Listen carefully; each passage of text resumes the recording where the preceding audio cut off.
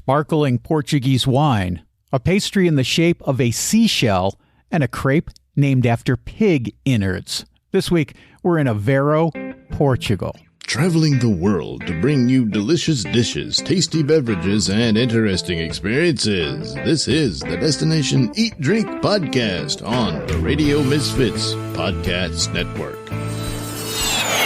Welcome to Destination Eat Drink, the travel podcast for foodies. Destination Eat Drink is where travel and food come together at destinationeatdrink.com, on the Destination Eat Drink YouTube channel, and here on the Destination Eat Drink podcast. And this week, we're in a city famous for its canals and colorful boats. It's Aveiro, Portugal.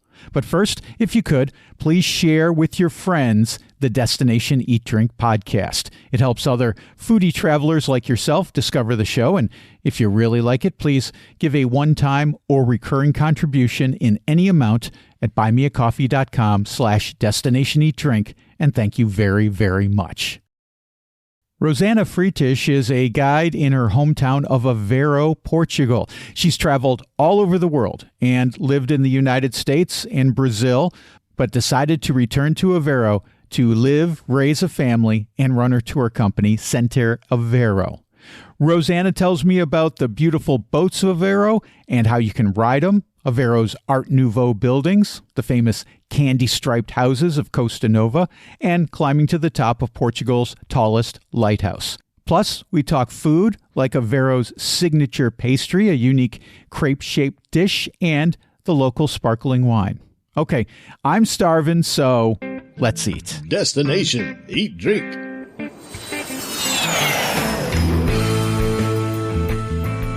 Rossana Freitas from Center Aveiro Tours. Welcome to Destination Eat Drink. Thanks for being on the show.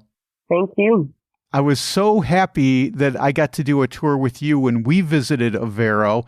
I've been wanting to go to Aveiro ever since we moved to Portugal, but I think a lot of people don't know about Aveiro. They know, when they hear about Portugal, they know about Lisbon and Porto, of course, and maybe the Algarve and maybe a couple other places, but I don't think Aveiro is quite at the top of the list yet. So why don't you sell Aveiro to the folks who are listening? What is it about Aveiro that makes it special, do you think? That's a hard question for me because I think everything is special about Aveiro. Of course. What is more special, I would say, are the canals. Of course, it's a city that has canals in the middle of the city, which is not very normal, at least in Portugal. We hear about Venice, and we are a lot of times compared with Venice, but I think we are prettier than Venice. At least our boats are more colorful. And we have the typical boats on the canals where you can have a boat tour. And then we have many other things. So our typical sweets that are very known, at least in Portugal, and quite good for the ones that like eggs, of course. We have the salt pan. So Aveiro was very known for the salt, the white gold. And we have our lagoon with beautiful birds. Now in the summer we have the flamingos, and I think it's a very beautiful, tiny, but very beautiful city. You have to come. I agree. It is a very beautiful city. And one of the things that makes it really beautiful is the Art Nouveau architecture. There's even a museum, a really cool museum actually, dedicated to Art Nouveau, not only in Aveiro, but throughout Europe and even around the world. Talk about some of the Art Nouveau buildings that we can see when we come visit you in Aveiro. So there's a route of Art Nouveau in the world, which is called the Rizzo Art Nouveau. And Aveiro is the only Portuguese city that is in that route. So it's a big thing. We even have a map route that you can do here with 28 buildings. One of them, as you said, is the Museum of Art Nouveau. It's a beautiful building. I think they are all beautiful. And the main characteristics of these movements are the kind of stone that is used, like the sandstone. The iron, of course, because this movement came right after the industrial era. So we have a lot of iron everywhere. But they were trying to change it in a more romantic thing. So you will find a lot of round movements flowers, leaves, animals. And of course, in Portugal, you have the tiles, hand-painted tiles. Most of the buildings have it, and it's beautiful. That's my opinion, and I think you agree with me. I certainly do. I would say, yeah, and you pointed this out, one of the unique things about the Art Nouveau movement in Portugal is the inclusion of the tiles. And if folks have been to places like Porto or Lisbon where they've seen these magnificent tile murals, you're really not getting the whole picture until you go to Aveiro, because these Art Nouveau murals are a little bit different. The colors are maybe a little bit more pastel, and they have more figures from nature rather than figures representing religious themes or people or things like that. And it's pretty interesting. I think it's really cool to see when you go to Aveiro. Yes. Regarding the colors, it's also because we are talking about the early 20s. So if we were talking about 16th century, 17th century, we would see more blue, yellow, so those bright colors. When we come to early 20s, the colors are a little bit smoother, I would say. And that's the difference. And of course, you will see what you said, the natural elements in the tiles, not only the tiles, but also. And it's very beautiful. One of the biggest examples of Art Nouveau we have, not in Portugal, but for you to have an idea, it's Gaudi in Barcelona. Of course, our buildings are a little bit more modest than Gaudi, because it was quite crazy. But it's the same art movement, so they are beautiful buildings. Let's go back and talk about the canals, and we'll talk about the boats as well. But I think the history of the canals themselves are pretty fascinating. And it's really interesting the reason why they built these canals. Could you talk about that a little bit for us, Rossana? They didn't build the canals. These are all natural canals. Okay. So the city was built on top of the canals. Oh, okay. And with years and years ago, of course, everything that you see now where we have the downtown part of the city, which is the neighborhood called Beira-Mar, was salt flats. So we would have salt flats everywhere. And that's one of the reasons that you probably know that big garden that has an underground parking lot now. It's called the Rocio. And the name comes from a salt flat that was right there called Rocia. And that's why the garden has that name. In the city, we have not that many canals. We have 5 or 6 canals, but there's this very small part of the lagoon because the canals in Aveiro are salty water. That's why we don't call it a river. And if you go outside of the city, outside from the locks, we have more 50 kilometers of canal. So it's a big lagoon that we have here outside of the city. You mentioned that you can go for a boat ride, and I think that's one of the highlights of going to Aveiro is taking one of these traditional mulacero boats. Talk about the boats themselves, like why they are important culturally to Aveiro, and talk a little bit about the boat rides because you do those with your tour company as well, right? Yes. We have 2 typical boats on our canals. The most known one is the Moliceiro, as you said. The Moliceiro is called that like that because it was used to transport muliço, and muliço it's a mix of algae, of seaweed, that were used to fertilize the lands outside of the city. So those boats were very important for work. Nowadays they are only used for tourism, of course. Then you have another boat which is a little bit bigger, not as colorful as Moliceiro, that is called the Mercantel. And that one was used to transport salt, marine salt. Those 2 boats nowadays are only used for tourism. And the boat tour that you can do in the city lasts for 45 minutes. You go through all the canals inside the city. You see the most modern parts of the city, the oldest part, a little bit of the salt flats, the lock. So it's a tour that you can see a little bit of everything. And it's a relaxing tour. I would recommend you to do, of course, if you come to Aveiro. It's a lot of fun. And, we had a great tour guide on ours who was very funny. And then at the end, he gave us a little packet of salt to take home and cook with and said, go easy on it because it's stronger than your usual table salt, and he was right. But it's very good. Where I live in Setúbal is also famous for salt, so we're used to the Portuguese harvested salt, and that's pretty much all that we cook with these days is the local Portuguese salt. I happen to love it. I think it's fantastic, and usually when we go back to the States, we bring little packets of salt with us as gifts for folks to enjoy in the States. Rossana, you have your tour company called Sentir Aveiro. What are some of the other tours? We mentioned the boat tours. What are some of the other tours that you do with your company? We have different activities, different experiences that you can do here. You can do a salt flat visit. So a visit that also lasts for 45 minutes, and you can go through the salt flats and know a little bit more about the history of the salt and how it's extracted and how everything is processed. We have another boat tour, which is very interesting if you have more time in Aveiro, which is outside of the city, and is in a solar boat. So it's a boat without engine, so doesn't make any sound. The birds don't fly away from you. And you can see the lagoon in the purest way. So outside of the city with no people, just nature. It's amazing.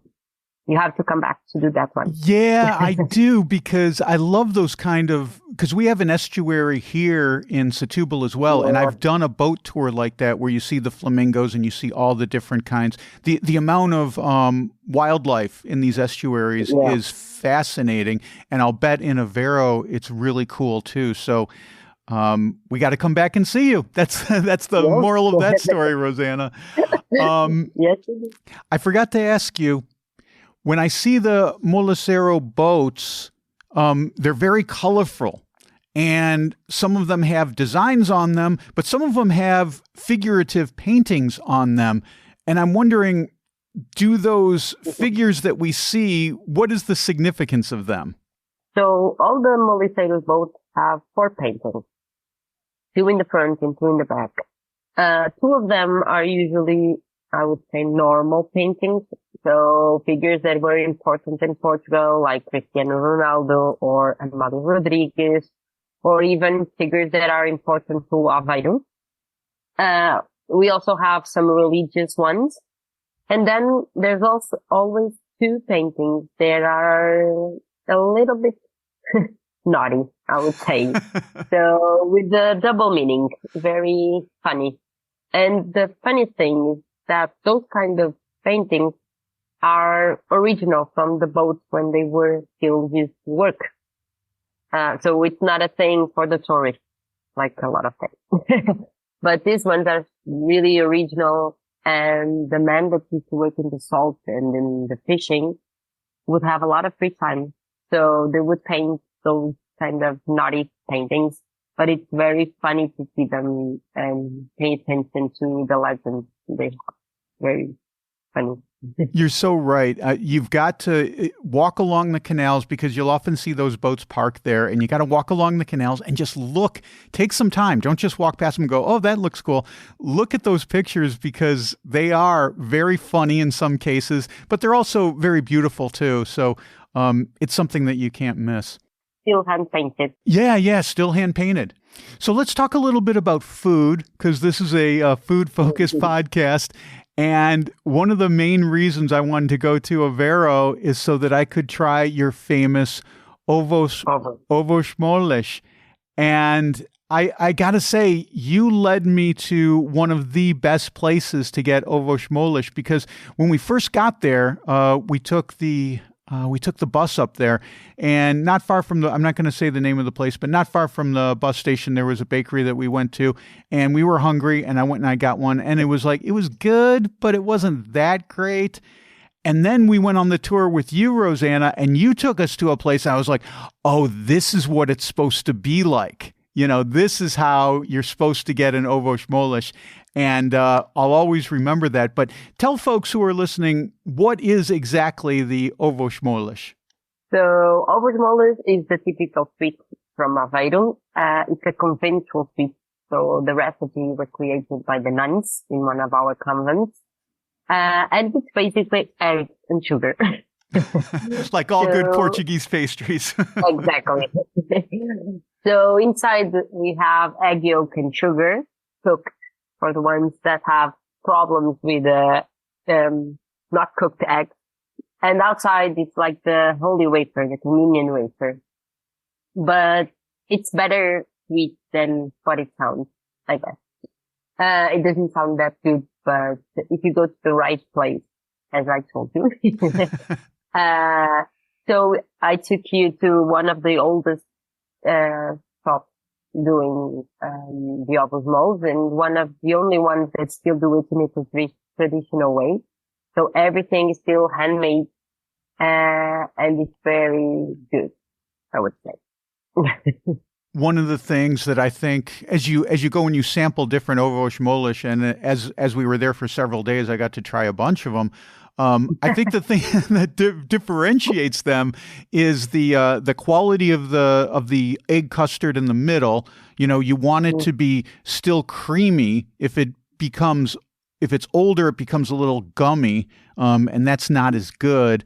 And then, so you want them to be fresh. And also I like them when they're dusted with a little bit of powdered sugar, because, you know, that communion wafer that's on the outside, that can be a little dry. Yeah. So when you have that powdered sugar on the outside, it kind of melts in your mouth and it makes a really nice texture on your tongue, I think.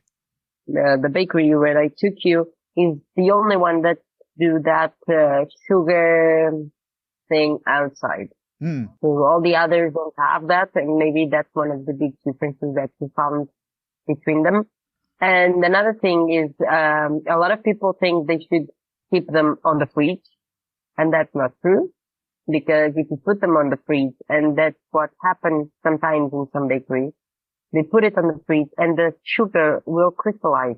And that's why it doesn't melt on your mouth. The other thing about that I really liked about ovos moles is that they come in the different shapes that are relate to the culture of Aveiro. I think you said to me, people in Aveiro, they like the barrel shape because that has the most on the inside. But there are other shapes, like you can get them in the shape of fishes and seashells and things like that relate to the seafaring heritage of Aveiro, right? Right. So they always have those kind of shapes that you were talking. So fishes, seashells, barrel. They are not the most beautiful ones, but as I told you here, people love the barrel because they are the biggest ones. And who like the ovos moles, of course, would want to. And as I told you, to be called ovos moles, they have some rules they have to follow. And one of them, is about the shape. So if you find, for example, bakeries that have those sweets, but in shapes like fruit, they cannot be called ovos moles. So you will probably find their like typical sweets or something like that, but not the word ovos moles. Okay. So it's like a protected recipe and they have some rules. It's nice. So they've defined the acceptable shapes for ovos moles. Oh, that's cool. I like that. Yes. One of the other treats that we got to try that I really enjoyed was called tripas. And if anyone knows Portuguese, they know that tripas translates to tripe, which is like pig intestines, pig innards. But this has nothing to do with that. It's something completely different. It's a sweet treat. But I'll let you explain what it is exactly, Rossana. Yeah, but please don't go to Porto and ask for a tripa because you will have tribes. They'll give you the actual tripe. So only order tripas when you go to Aveiro if you're looking for a sweet. Exactly. So a tripa, it's something hard to explain, but I think the most uh, similar thing would be a crepe. It's a little bit more fluffy or fat, I would say. But it's a sweet that you can inside. You can put whatever you want. So chocolate, almond, many different things. Those were the original things they would put inside, but now they have plenty of options to use. Even salty options, which I don't agree because it's a sweet. But it's very good. I love it. So, yeah, I'm biased. Of course. We got ours, we went to Costa Nova, and we got ours at Zay's, and I think he takes credit for being the originator of the tripa. And I would say, I would compare it, yes, like a crepe. It's very similar. In fact, they use a crepe pan almost, a crepe griddle to cook it, except they don't cook it as long. So it doesn't get as crispy, and it's a little more chewy on the inside, which I think is really nice. And then I got mine with a couple pieces of dark chocolate on the inside, and oh man, that was really good. Holy cow. I really liked, we did a day trip from Aveiro to Costa Nova, and it's just a 15-minute ride. It's really easy to go there. Do you recommend folks go to Costa Nova? Because I sure do. Yeah, of course. So there are two beaches very close to the city of Aveiro. Like you said, 10, 15 minutes driving. Costa Nova is very known for the striped houses. So, and the funny thing is that Costa Nova is between the lagoon. So we have the lagoon in one side and the ocean on the other side. So if you want to go there, you can either go for a walk, close to the lagoon, see the striped houses, have a tripa, and then go to the beach. So it's an amazing combination, I would say. We also have the biggest lighthouse in Portugal. And on Wednesday afternoon, you can go up to the lighthouse, and the view from there is just beautiful. It's amazing. So if you come here on a Wednesday, I recommend you to do that too. I was going to bring that up because we did go on a Wednesday, and we did climb to the top of the lighthouse, 272 steps to the top of the lighthouse. And they tell you that. They tell you that there's a little plaque up there that says 272. But it is so worth it because you go up there and there's the worker there. And this is still a lighthouse where workers live and work and operate the lighthouse. And it is sparkling clean. He handles it with a terry cloth, so not to leave fingerprints on it or to scratch it.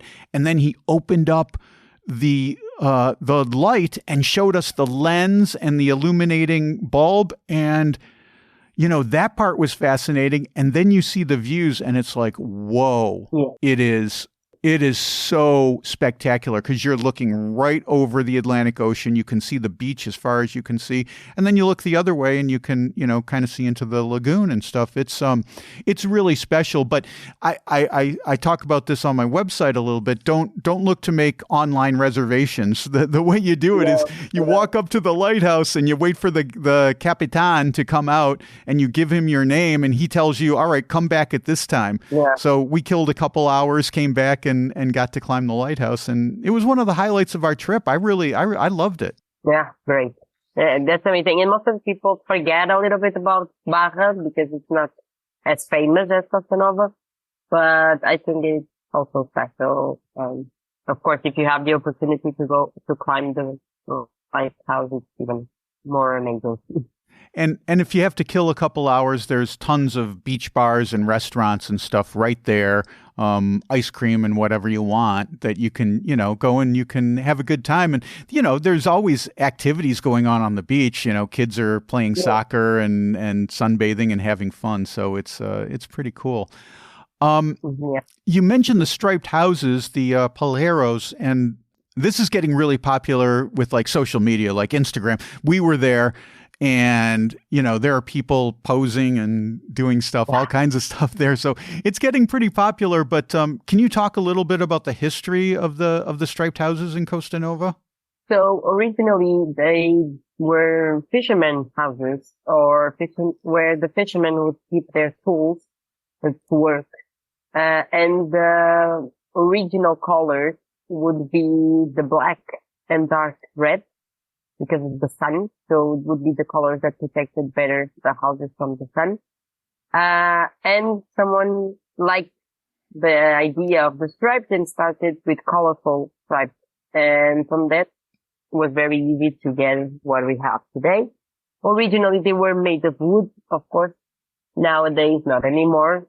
Only the older ones that you can find there would be made of wood still. And then there are a lot of funny stories or a lot of legends, I would say, about why they had those colors, and they were different colors. And one of the reasons they say is because years ago, the lagoon would be very close to the houses, and the fishermen would arrive mostly drunk in their houses. And also because of the fog, because Aveiro is very known also for the fog. And so when they would arrive on the boats to their houses, one way they have to recognize which house was their house would be with the colors, with different colors. And that's one of the reasons why they have so many different colors. And so when they arrive, they would know, okay, this is my house, it's the red or the green or whatever. So it's one of the funny stories about the colors. Nice. It's a fun place to hang out too, because some of these have been converted into restaurants. I think you can stay. I was looking online. There was one on Airbnb that you can actually stay in. So it's pretty cool little spot. I really enjoyed it. I love my time in Aveiro, but I also a day trip to Costa Nova is definitely a time well spent when you're up there. Yeah. I wanted to ask you, because I didn't find out about this until we left Aveiro, but it appears that there's a sparkling wine from Bairrada that's made not too far away. What can you tell me about that? Because I've yet to try it, and I've been looking for it down here in Setúbal, and I can't find it here. So again, I'm going to have to make another trip up there to Aveiro to get that. What can you tell me about this sparkling wine? So the most famous region for sparkling wine is Bairrada, which is here in Anadia, Miradan, different cities. It's very famous, very good. And so all the vineyards, or most of the vineyards of the sparkling wine are very close to us. So next time you come to Aveiro, I will have to take you there. Oh, good. You have many different vineyards, companies that you can visit. And one of the things I would really, really recommend you to visit is the museum that we have there, which is called the Aliança Underground Museum. It's a museum that was created on the old cellars. So it's underground. It's like 2 kilometers of a museum underground. And you have these most amazing art pieces there, great collection, but not only about the wine, but like, stones, like wood, like, everything that you can imagine. You have to look at, online and you will find a lot. I'm sure. And in the end, you also have the history of the sparkling wine of the region. You have a tasting in the end. And it's an amazing place to go. And most of the people don't know about it. I've traveled a lot around the world, and for me, it's one of the most beautiful museums I've been to. So, wow, it's beautiful. High praise. If you're having the sparkling wine here, you have to do it with the second pig, the leitão. The famous dish.